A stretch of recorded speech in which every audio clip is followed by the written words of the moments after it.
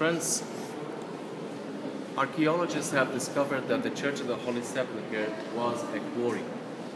A quarry, a place where they would cut the stones and then take them to build houses in Jerusalem. Most of these caves or these stones that they were hauled at that time, they were not to chisel anymore, so people started coming and buying these caves and they started making them as their own tombs. Those who were rich would buy their own tomb. And this is what happened with Joseph of Arimathea. He bought a fresh tomb, with that tomb later on became where Jesus was buried, in that fresh tomb. The whole story took place, and the crucifixion took place, when Queen Helena, the 3rd century, she came here. She started looking for the places where are linked with the story of Jesus. From the 1st century up till the 3rd, 4th century, at that time, none of the churches were built. Christianity was persecuted faith. No one was allowed to walk freely and say, I'm Christian, and he'd be proud of it. He'd be killed by the Romans. So only in the 4th century a church was built in here. When Queen Helena came here, she discovered that there was a temple that goes back to the time of Hadrian.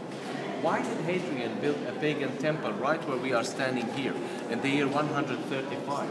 He built a temple dedicated to Aphrodite. And we found remains of the temple until today. But that temple was moved by Queen Helena and a church was built. 614, the Persians came here, destroyed the church. All of it. The church was kept ruined until the year 1004. In the year 1004, there was a monk.